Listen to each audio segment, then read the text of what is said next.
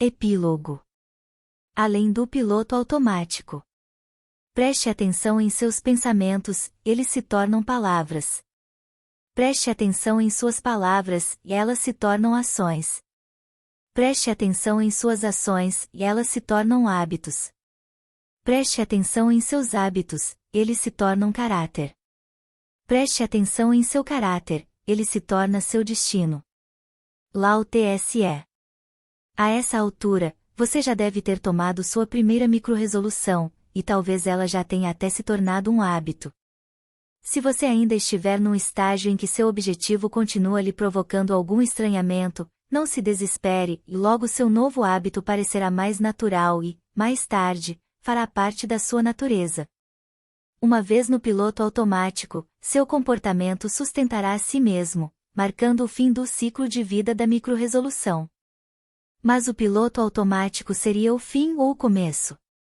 Apesar de o comportamento ser uma rotina inconsciente, não pensamos em nós mesmos como criaturas passivas, controladas pelo hábito. Nós nos consideramos indivíduos que tomam decisões e exercem o livre-arbítrio, fazendo escolhas conscientes. Acreditamos que o que fazemos é o que escolhemos ou o que gostamos de fazer. Nossos hábitos estão alinhados às preferências que nos fazem acreditar que até os comportamentos de rotina são escolhas deliberadas. Embora alguns hábitos surjam por meio das preferências, começar a gostar de cappuccino, por exemplo, o contrário também é muito comum, nossas preferências se desenvolvem como resultado de nossos hábitos. Tomemos o caso de uma criança aprendendo a escovar os dentes. Os pais a levam até a pia todas as noites para supervisionar a formação desse hábito essencial. Em algum momento, a criança aprende a escovar sem precisar de supervisão, mas pode demorar até que ela realmente faça questão de escovar. Entretanto, depois, ela começa a escovar porque prefere dentes lustrosos e limpos a dentes ásperos e sujos. Se não tivesse aprendido o hábito da escovação, os dentes não escovados lhe pareceriam normais. A preferência adulta por dentes limpos resultou diretamente da incansável prática desse hábito na infância. Meu pai teve que se acostumar a usar o fio dental depois de já ter passado pelo treinamento da escovação. Uma vez ele revelou ao dentista que não gostava de usá-lo e que não o fazia regularmente. Não tem problema, respondeu o dentista, apenas passe o fio nos dentes que o senhor quiser manter. Incitado a tomar uma atitude, papai começou a passar o fio dental, e reclamava todas as vezes que se obrigava a fazê-lo. Algum tempo depois, ele descobriu que adorava passá-lo e que seus dentes coçavam quando se esquecia. Dentes limpos com fio dental passaram a ser a sua preferência, o seu novo padrão de normalidade. Uma pessoa que sempre praticou esportes não consegue se imaginar sedentária, mas, para outras, o exercício físico é algo que elas precisam aprender a amar. Um indivíduo inativo que embarque num programa de ciclismo talvez ache a atividade insuportável, mas se mantiver a rotina por tempo suficiente, pode acabar se transformando num dedicado ciclista. Um passeio de bicicleta passa a ser muito mais relaxante do que desabar no sofá e ler o jornal por 2 horas. A preferência é uma poderosa aliada do hábito, pois injeta vontade e propensão ao piloto automático. Ela não nos deixa ver que a maior parte de nossas escolhas é composta de respostas praticadas. A comida, a comunicação e a forma como fazemos as coisas nos parecem escolhas conscientes, e não padrões inconscientes. Cada vez que defendemos nossas preferências, reforçamos nossos hábitos. E quando conseguimos mudá-los, percebemos que nossas antigas preferências repentinamente se encontram fora de sintonia. Assim como os fantasmas dos hábitos do passado, as velhas preferências nos assombram durante meses, até anos, depois que mudamos permanentemente nosso comportamento.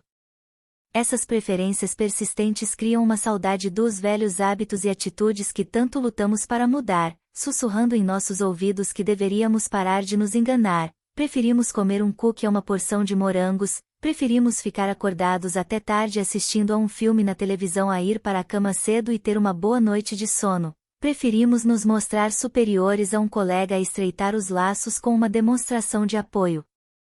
Mesmo depois de ter experimentado os ricos benefícios de um novo hábito, precisamos de mais tempo para que o abracemos como uma verdadeira preferência.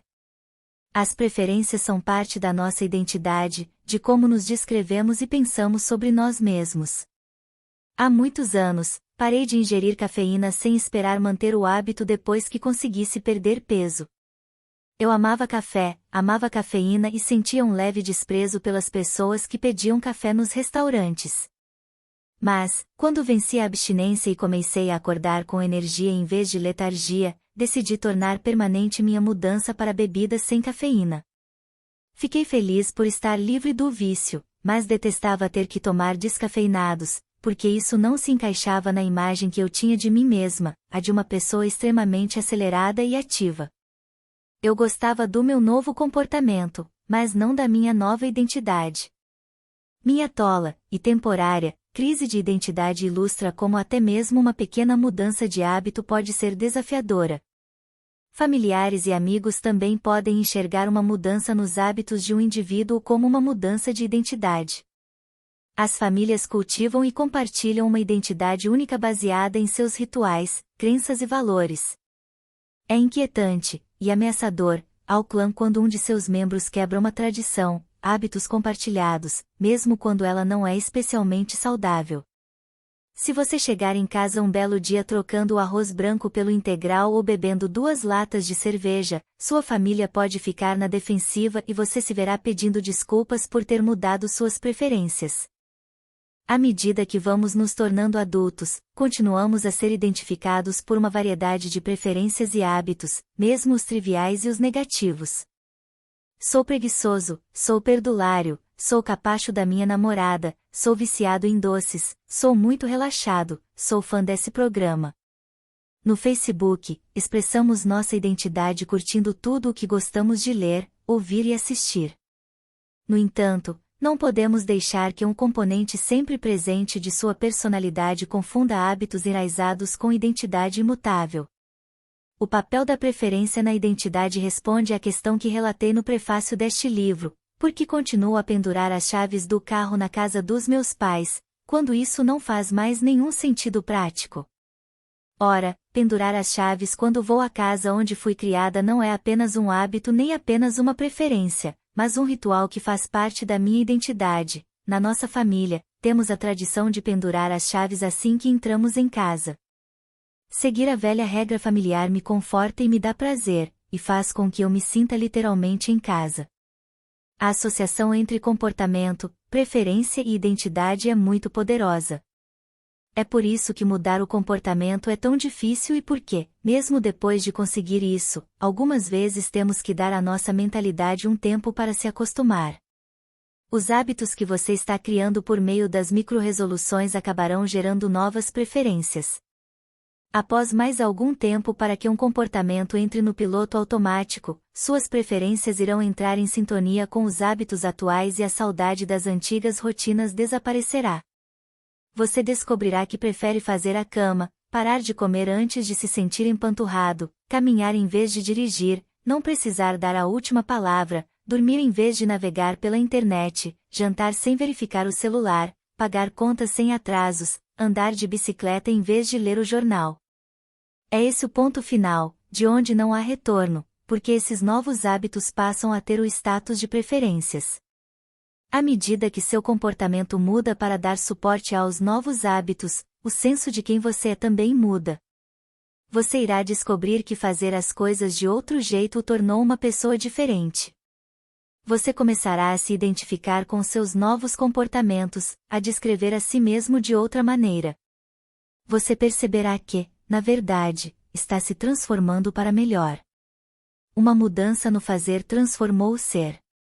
Aprender a fazer apenas uma coisa de outro jeito é a passagem para o autoaperfeiçoamento contínuo. É verdade que o persistente desejo de melhorar é um impulso humano universal. Quanto mais tempo mantivermos a nossa busca, mais tempo permaneceremos jovens, pois a autodescoberta é uma qualidade essencial à juventude. Associamos velhice à rigidez, aquele cidadão mal-humorado que insiste que a maneira certa de fazer algo é a que ele aprendeu há muito tempo.